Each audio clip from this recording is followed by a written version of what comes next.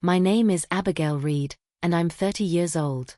The banquet hall glowed with the soft warmth of string lights, their golden hues dancing across polished oak tables set for my stepdad's retirement party. It was June 15, 2025, and the air in this upscale Seattle venue carried the scent of grilled salmon and fresh peonies. Harold, my stepdad, 63, stood at the head of the room, his silver hair catching the light as he adjusted his tie, preparing for his toast. He'd spent 30 years climbing the ranks at a shipping company, and tonight's celebration was as much about his legacy as it was about his exit. My mom, Diane, 58, sat beside me, her emerald dress shimmering as she sipped champagne. Her smile was tight, her fingers drumming lightly on the table, a nervous habit I'd noticed more in recent months. Across from us, my younger half-brother, Miles, 27, fiddled with his cufflinks, his easy charm subdued. Harold's colleagues filled the room, Patricia, 52, a logistics manager with a sharp laugh, her husband, Leonard, 55, a quiet accountant, and Rachel, 40, Harold's assistant, who kept checking her phone. A few family friends, Dorothy, 60, a retired teacher, and her son, Calvin, 35, a tech consultant, chatted near the bar, their voices blending with the clink of glasses. The mood was festive, but a strange undercurrent tugged at me. Harold had been distant lately, his usual warmth replaced by curt replies and late nights tying up loose ends at work.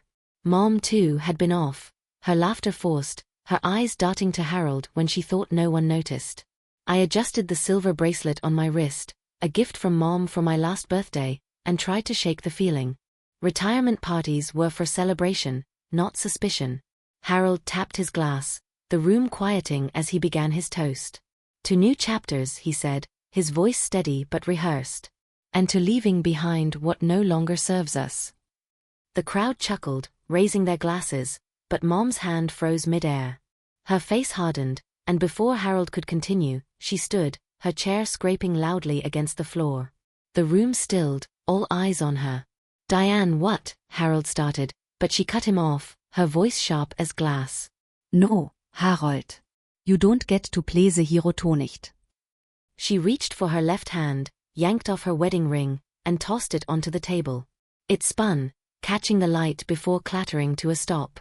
Gasps rippled through the crowd. My heart lurched, my breath catching as I stared at the ring, its diamond glinting like a broken promise. Diane, this isn't the place, Harold said, his face flushing, but Mom's eyes blazed. Oh, it's exactly the place. You've been lying for years, and I'm done pretending. She turned to the crowd, her voice rising. He's not retiring to spend time with family. He's running from what he's done. The room buzzed with whispers, and I felt Miles tense beside me. Rachel's phone slipped from her hand, hitting the table with a thud. I grabbed Mom's arm, my voice low. Mom, what's going on? She shook me off, her gaze locked on Harold. Ask him about the money, Abigail. Ask him where it went. Money? My mind raced. Harold had always been meticulous with finances, managing Mom's savings alongside his own. Had something gone wrong? I looked at Harold, expecting denial, but his jaw tightened, his eyes darting to Rachel, who looked away. Patricia stood, her laugh nervous. Diane, maybe we should take this outside. But Mom ignored her, pointing at Harold. Tell them about the account, Harold. The one you thought I'd never find. Harold's hand gripped his glass, his knuckles white. You're making a scene, Diane. This is nonsense. But his voice wavered, and I saw it, a flicker of fear. Mom laukhet, a bitter sound. Nonsense? I have proof. Bank statements, transfers, all hidden in your work files. She turned to me, her eyes softening but fierce. Abigail, I found them last week. He's been siphoning money, our money, for years. My stomach dropped. Siphoning? Harold, the man who'd raised me since I was 10, who'd taught me to balance a checkbook. It didn't compute. Miles leaned forward, his voice sharp. Mom, what are you saying? Dad, explain. Harold's eyes narrowed at the word dad, a title Miles used easily but I never had. Your mother's confused, he said, his tone patronizing. This is a misunderstanding. But Mom wasn't done. She pulled a folded paper from her purse, slamming it on the table. Misunderstanding? These are withdrawals, hundreds of thousands, Harold. Where did it go? The crowd was silent now, the air thick with shock. Calvin whispered something to Dorothy, who shook her head. Rachel stood abruptly, muttering about the bathroom, and slipped out. I watched her go, a knot forming in my gut. Harold's assistant, always at his side, always too quick to answer his calls. Was she involved? I stood, my voice unsteady. Mom, let's talk privately. Please. But she shook her head, tears brimming. No, Abigail. He wanted a toast? He gets the truth. She turned back to Harold. Tell them or I will. Harolds face darkened, and for a moment, he took het lash out. Instead, he set his glass down and walked out, the door swinging shut behind him. The room erupted in murmurs, guests shifting uncomfortably. Miles grabbed the paper from the table, scanning it. These are offshore transfers, he said, his voice low. From Mom's trust fund. My head spoon. Mom's trust, set up by her parents, was meant for her retirement, for us. If Harold had touched it. I looked at Mom, her face a mix of rage and pain. Why didn't you tell me? I asked. She sighed, her voice breaking. I wanted to be sure. I found the statements in his office last week. I confronted him, and he lied. Tonight was my last straw. I glanced at the ring, still lying on the table, a symbol of their 20-year marriage now shattered. What now? I asked. Mom's eyes hardened. We find out where the money went. And we make him pay. Her words sent a chill through me. This wasn't just anger, it was revenge, cold and deliberate. I nodded, my own anger rising.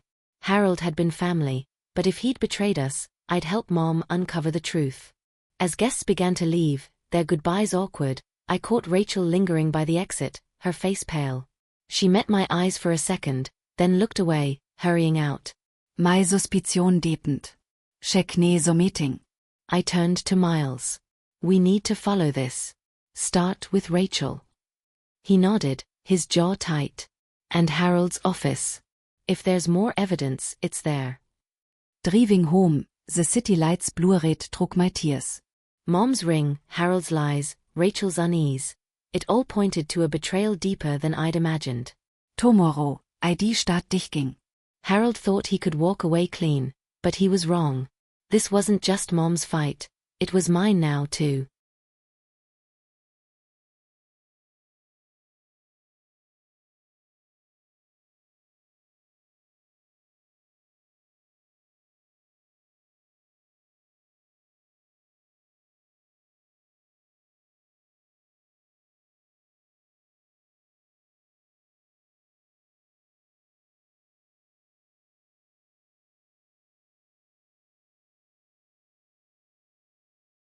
The Seattle skyline glimmered through my apartment window, its lights blurred by a late-night drizzle. It was June 16, 2025, and the weight of Mom's revelation at Harold's retirement party clung to me like damp air. The folded bank statement she'd slammed on the table sat on my coffee table, its numbers stark, withdrawals totaling $320,000 from her trust fund, funneled to an offshore account in the Caymans. ID barely slept, my mind replaying her tossing the ring. Harolds guilty längse, Rachels hurit exit. Mom was at Miles's place, too shaken to go home, where Harold might still be. I'd promised to meet her this morning, but first, I needed answers. I opened my laptop, the bank statement beside me. The transfers dated back 3 years, small at first, $5,000 here, $10,000 there, then escalating to $50,000 chunks last fall. All were signed by Harold, authorized as Mom's financial manager. My stomach churned.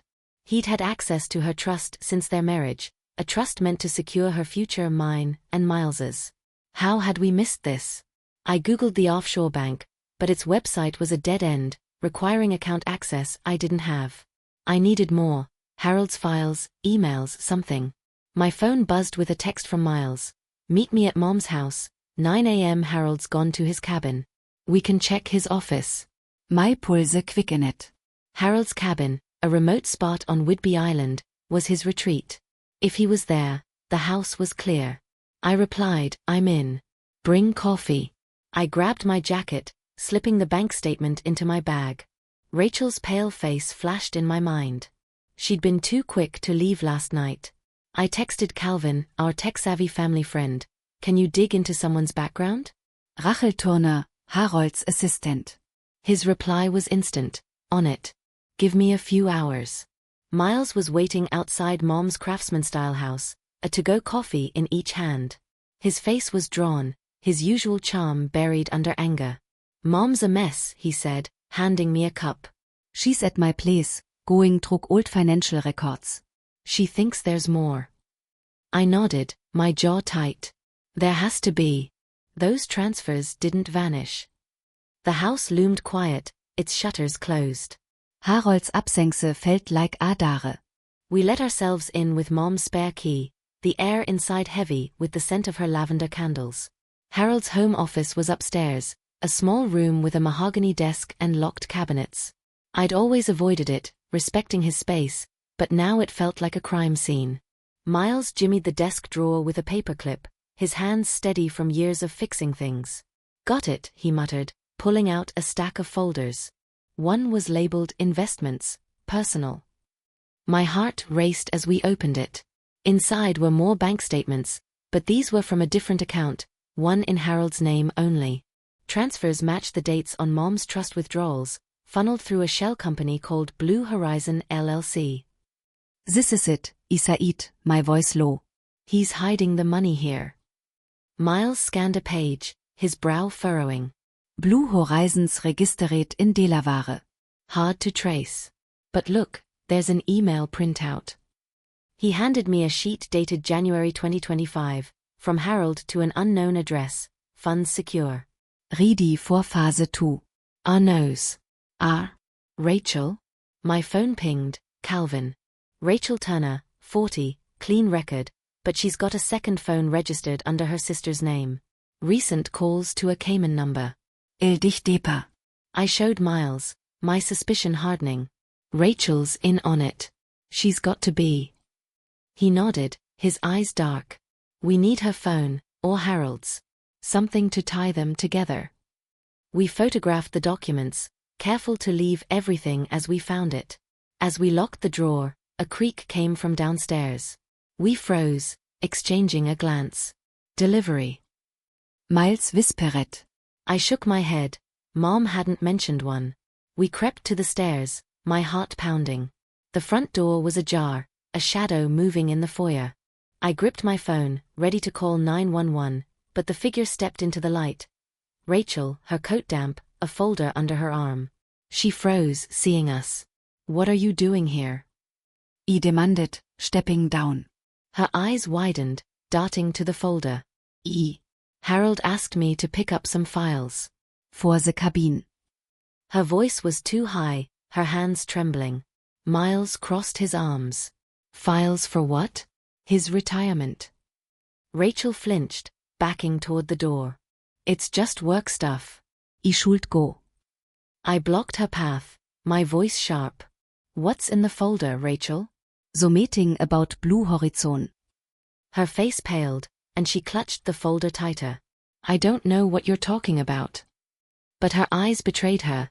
Fear, guilt, something. I stepped closer.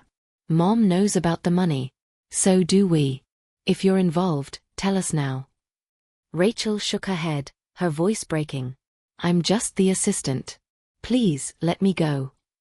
She pushed past me, the door slamming behind her. Miles swore, running a hand through his hair. She's covering for him. Or herself. I nodded, my mind racing. We need that folder. And we need to know what phase 2 is. We locked the house and drove to Miles's place, where Mom was waiting. She sat at his kitchen table, surrounded by old bank records, her face etched with exhaustion. Anything? She asked, her voice hoarse. I showed her the photos, explaining Blue Horizon and Rachel's visit. Her eyes hardened. That woman's been too close to him for years. I should have seen it. We'll get answers, I said, squeezing her hand. Calvin's digging into Rachel. We've got the shell company lead. Mom nodded, but her gaze was distant, her anger simmering. I want him to face this. Not just lose the money, lose everything. Her words chilled me, but I felt the same fire. Harold had betrayed us all. As we planned our next move, tracking Blue Horizon, confronting Rachel, my phone buzzed with another text from Calvin, found Blue Horizon's registration. Harold's listed as director, but there's a co-signer, Rachel Turner. Call me. My breath caught. Rachel wasn't just involved, she was in deep. I looked at Mom and Miles, my resolve hardening. We're closing in, I said. Tomorrow, we go after Rachel. And we don't stop until Harold's exposed.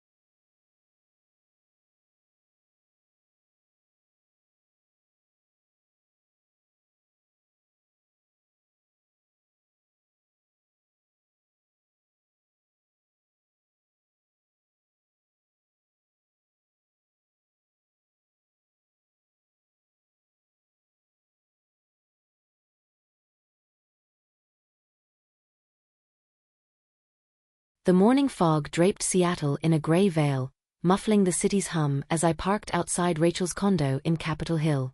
It was June 17, 2025, and the weight of yesterday's discoveries, Blue Horizon LLC, Harold's email about Phase 2, Rachel's name as co-signer, pressed on my chest like a stone. Mom and Miles were at a coffee shop nearby, combing through more financial records, but I'd insisted on confronting Rachel alone. Her panicked exit from the house yesterday, clutching that folder, screamed guilt. If she was Harold's accomplice, I'd get her to crack. Her building was modern, all glass and steel, a stark contrast to Mom's cozy craftsman. I buzzed the intercom, my pulse racing. No answer. I tried again, then texted Calvin, Rachel's not answering. Can you track her phone? His reply was quick, second phones pinging near Pike Place. She's on the move. Pike Place Market was a 15-minute drive, bustling even on a damp weekday. I jumped back in my car, my hands gripping the wheel.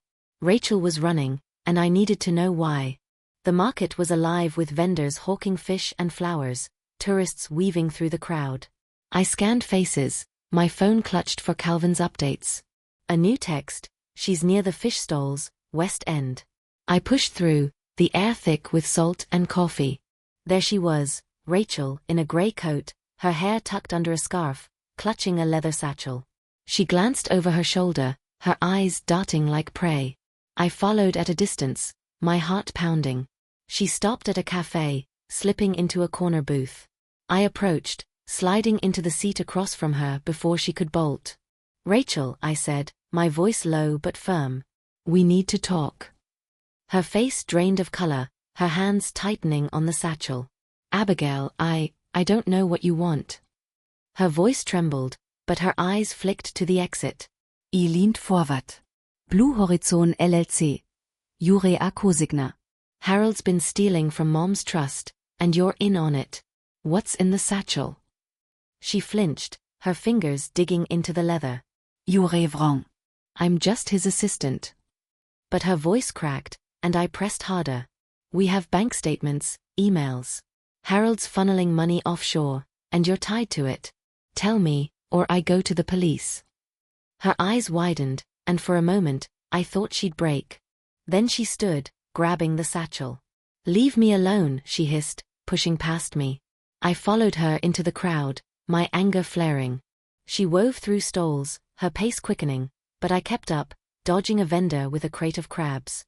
At the market's edge, she stopped, pulling out her phone. I caught up, grabbing her arm. Rachel, stop. Warte für Harold's got you into, you can get out. Talk to me. She froze, her eyes filling with tears. You don't understand, she whispered. He'll el ruin me. Who? Harold. I asked, loosening my grip. She nodded, her voice barely audible. He made me sign the papers. Said it was for a bonus, a retirement fund. I didn't know it was Diane's money until last month. Mai-Brit kaukt. Then why cover for him? Rachel looked away, her voice shaking.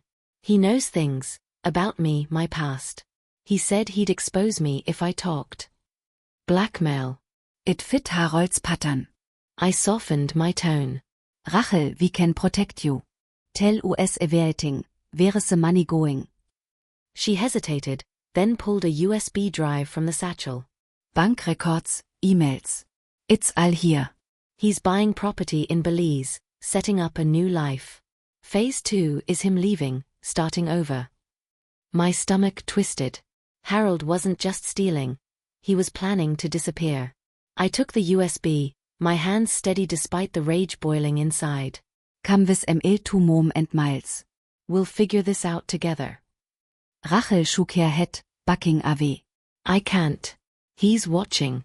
I'll send you more, but I need to go. She slipped into the crowd before I could stop her, leaving me with the USB and a flood of questions. I drove to the coffee shop, where Mom and Miles waited. Mom's face was pale, her hands clutching a stack of old statements. Miles looked up, his eyes sharp. Anything. I handed them the USB, explaining Rachel's confession. She's scared, I said. Harold's blackmailing her, and he's planning to flee to Belize. Mom's jaw tightened, her voice cold. He thinks he can take everything and vanish? Not on my watch. We plugged the USB into Miles' laptop. The files were a goldmine, emails between Harold and a Belizean realtor, contracts for a beachfront villa, and bank transfers linking Blue Horizon to the property.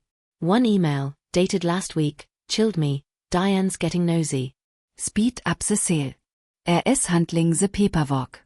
Mom's hands shook as she read it. He was going to leave me with nothing, she whispered. Miles slammed the laptop shut. We need to stop him before he bolts. The cabin, his files are there. I nodded, but Rachel's fear lingered in my mind. We also need her to testify. She's our link. Mom's eyes blazed. She helped him. She doesn't get a pass. I tuchet her Arm. She's a victim too. Harold's the target. My phone buzzed. Calvin again. Rachel's second phone just went offline. She might be running. Found a flight booked in her name to Belize, tomorrow night. My heart sank. Rachel was either fleeing with Harold or escaping him. We need to find her, I said. And we need to get to that cabin. Miles stood, his voice grim. Tu nicht. Before he covers his tracks. We drove to Mom's house to grab supplies, flashlights, a crowbar for locked cabinets. The house felt colder now, its lavender scent sour. As we packed, a car pulled into the driveway. My breath caught, expecting Harold, but it was Patricia, his colleague, her face tense. I heard about last night, she said, stepping inside. Diane, I found the meeting in the office, a ledger of the books. It mentions Blue Horizon. I thought you should know. She handed Mom a notebook, its pages filled with cryptic entries, dates, amounts, BH scrawled repeatedly. Harold kept it hidden, Patricia said. I didn't know what it meant until now.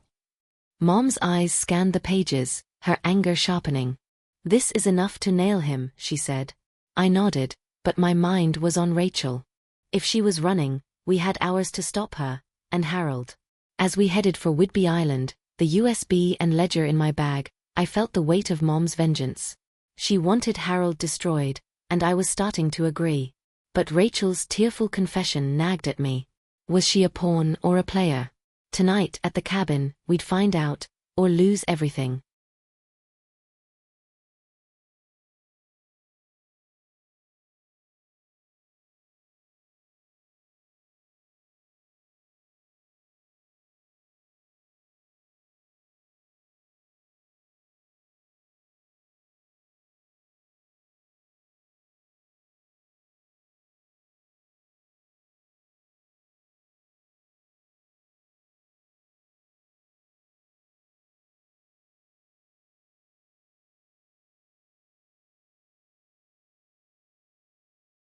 The ferry to Whidbey Island rocked gently through the Puget Sound, the water dark under the June 17, 2025, evening sky.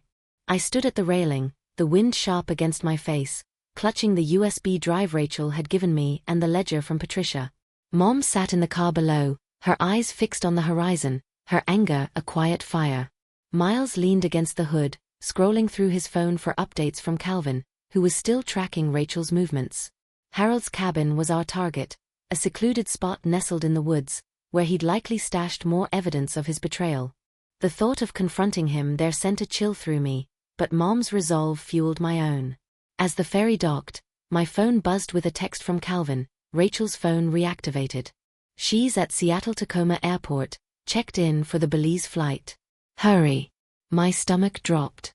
Rachel was slipping away, and with her, our chance to pin Harold down. I showed Miles, who cursed under his breath. "We can't chase her now," he said. "The cabin's our best shot for hard proof." Mom nodded, her voice cold. "Harold's the source. We end this tonight." The drive to the cabin was silent, the island's narrow roads winding through dense pines. Harold's place was a rustic A-frame, its windows dark, a single pickup in the driveway. He was here. We parked a quarter-mile away, hiding the car behind a thicket, and approached on foot, flashlights off to avoid detection. The air smelled of damp earth and cedar, the only sound our careful steps on pine needles. Mom clutched the crowbar, her face set like stone. "I grippet the USB, my heart pounding." If Harold caught us, this could turn ugly. The cabin door was unlocked, a careless mistake. We slipped inside, the air musty, a faint glow from a desk lamp in the corner. Papers were scattered across a table, maps of Belize, property deeds, a passport with Harold's photo. My breath caught. He was ready to vanish. Miles moved to a filing cabinet, prying it open with the crowbar. Inside were folders labeled Blue Horizon and Relocation. I opened one, finding contracts matching the USB's files. A villa purchase, $400,000, funded by Blue Horizon. Another document listed Rachel as a consultant, her signature shaky. Mom's voice was a hiss. "He's been planning this for years." She grabbed a notebook, its pages filled with dates and amounts, mirroring Patricia's ledger but more detailed. One entry, dated last month, read, "Are to finalize transfer." "Die Suspects. Die Diane." Mom's hands shook as she shoved the notebook into her bag. "He knew I was onto him," she whispered. I nodded, snapping photos of the documents with my phone, my hands trembling but steady. A floorboard creaked outside. We froze, Miles dropping the crowbar with a soft thud. Headlights swept through the window, a car engine rumbling. "He's back," I whispered, my pulse racing. Mom pointed to a back door. "Out now." We scrambled through, crouching in the underbrush as Harold's boots crunched on the gravel. He entered the cabin, muttering to himself, his silhouette moving past the window. I held my breath, praying he wouldn't notice the Pride cabinet. We waited until his lights dimmed, then crept back to the car, my heart still pounding. "We've got enough," I said, clutching my phone. "Contract, ledger, Rachel's signature." "But we need her to talk, or Harold will spin this." Mom's eyes glinted in the dark. "Shall elle talk? Or she'll go down with him." Her vengeance scared me, but I couldn't argue. Harold had stolen her future, our family's trust.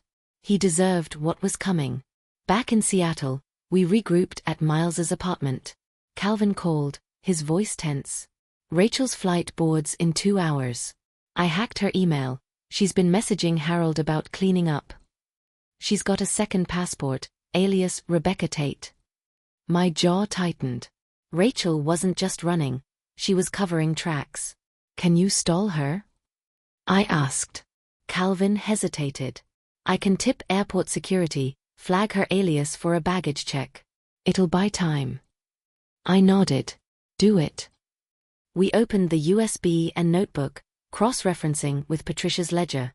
The money trail was clear. Harold had siphoned $320,000 from Mom's trust, funneled it through Blue Horizon, and used it to buy the Belize villa. Rachel's role was murkier.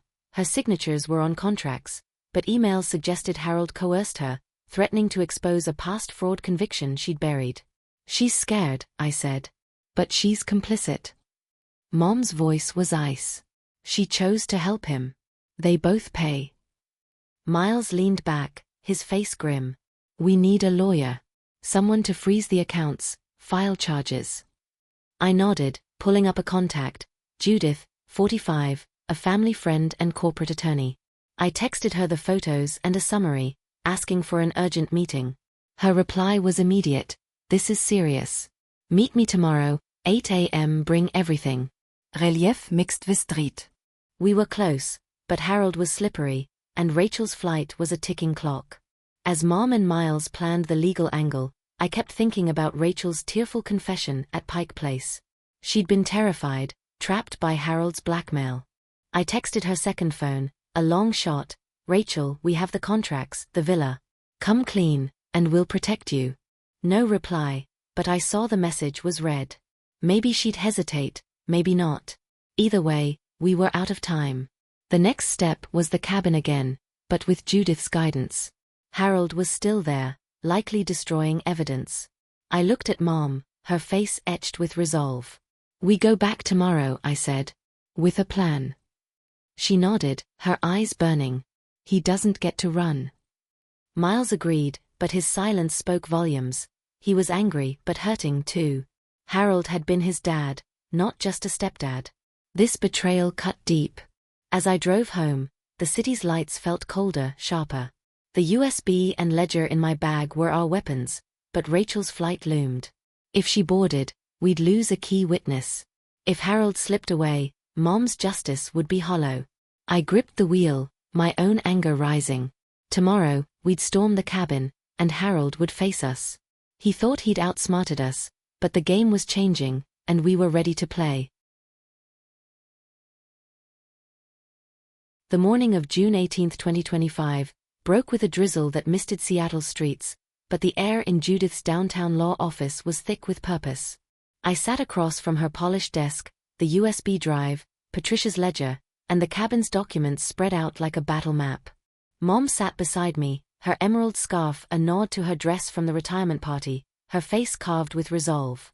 Miles leaned against the wall, his arms crossed, his eyes shadowed from a sleepless night. Judith, 45, her glasses perched on her nose, scanned the evidence with a lawyer's precision, her pen tapping rhythmically. We'd come straight from Miles's apartment, where we'd spent the night planning. Rachel's flight to Belize was set to depart at 7 p.m., and Harold was still at the cabin, likely shredding what was left of his trail. Judith set down a contract, her voice crisp. This is damning. Blue Horizon LLC, the Belize Villa, Rachel's signatures. It's a clear case of fraud and embezzlement. With Rachel's testimony, we can file charges today. She looked at me. Did she agree to cooperate? I shook my head, my stomach twisting. She's scared, running. Calvin flagged her alias at the airport, but we don't know if she'll talk. Mom's jaw tightened. She doesn't get a choice. She helped him steal from us. Judith reiset Hand. If she's coerced, we can leverage that. But we need her, or Harold walks. My phone buzzed. Calvin, Rachel's detained at Seattle Tacoma. Security's holding her for a random check. You've got an hour. My heart leaped. She's at the airport delayed, I said, showing the text. Judith nodded. Good. I'll call a contact at the DA's office, get a warrant started. But we need to confront Harold now, before he bolts. Mom stood, her voice ice. He's at the cabin. Let's go. The drive to Whitby Island felt endless. The ferries hum a low roar beneath our tension. Mom clutched the ledger, her knuckles white, while Miles stared out the window, his silence heavy. I gripped my phone, the photos of the cabin's documents a lifeline. Judith had stayed behind to file paperwork, promising to meet us with law enforcement if we could pin Harold down. As the ferry docked, a text from Rachel arrived, unexpected. I'm done running. I'll talk. At airport, gate 12. Harold threatened my job, my record. I'm sorry. My Brit kaukt. Rachel's turning, I said, showing Mom and Miles. Mom's eyes narrowed. She'd better. Harold's cabin loomed through the pines, its windows lit this time, smoke curling from the chimney. His pickup was still there, but another car, a rental, sat beside it. My pulse quickened. Was someone else involved? We parked out of sight, approaching on foot, the damp earth muffling our steps. Mom held the crowbar, her face a mask of vengeance. I whispered, "We get him to admit it, record it if we can." Miles nodded, pulling out his phone to record audio. The front door was ajar, voice drifting out. Harold's, low and urgent, and another, male, unfamiliar. We crept closer, peering through a window. Harold stood by the fireplace, tossing papers into the flames, while a man in his 50s, balding and suited, paced nearby. "The sale's final," the man said. "But if Diane's got proof, you're screwed." Harold's voice was sharp. Rachels handling IT schieß on the flight tonicht. My blood ran cold. He thought Rachel was still his ally. I pushed the door open, my voice steady despite my racing heart. "She's not, Harold." "Rachel's at the airport talking." He spun, his face paling, the papers in his hand fluttering. The other man froze, his eyes darting to the door. "Abigail," Harold said, his tone forced calm. "This isn't what it looks like." Mom stepped forward, the ledger raised like a weapon. "Don't lie, Harold. We have everything, Blue Horizon, the villa, your emails. You stole from me, from us." Harold's eyes flicked to the stranger, who bolted for the back door. Miles lunged, blocking him. "Not so fast," he growled. The man, later identified as a Belizean realtor, stammered, "I just handle properties." Mom ignored him, advancing on Harold. "You thought you could take my trust fund and run? You're done." She tossed the ledger at his feet, its pages spilling open to the damning entries. Harold's composure cracked, his voice rising. "You don't understand, Diane. I was protecting us, investing for our future."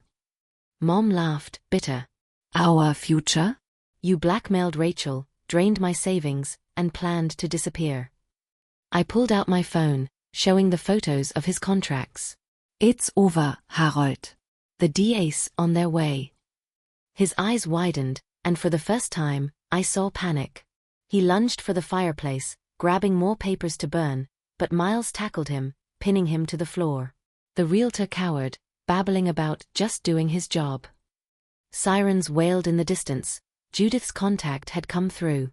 Police stormed the cabin, cuffing Harold and the realtor. Harold's face was ashen as they led him out, his eyes avoiding Mom's. She stood tall, her vengeance fulfilled, but tears streaked her face. "You broke us," she whispered as he passed. Back in Seattle, Rachel met us at Judith's office, her face drawn but resolute. She handed over her second phone and more documents, confirming Harold's blackmail and the villa's purchase. "He said he'd ruin me," she said, her voice shaking. "I didn't know it was Diane's money at first." Judith nodded, her tone firm but kind. "Your cooperation will help. We'll push for leniency." Mom said nothing, her anger toward Rachel softening but not gone. By August, Harold faced charges: embezzlement, fraud, coercion. Rachel's testimony sealed his fate, and Blue Horizon's assets were frozen, the villa sale halted. Mom recovered most of her trust, though the emotional scars lingered. She moved into a smaller house, her ring long sold, a symbol of a marriage she'd buried. Miles threw himself into work, his trust in Dad shattered. I helped Mom rebuild, our bond stronger for it.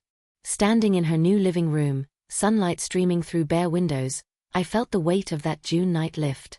Mom's vengeance had driven us, but justice had freed her. Harold was gone, his empire of lies crumbled. We weren't whole, but we were healing, and that was enough.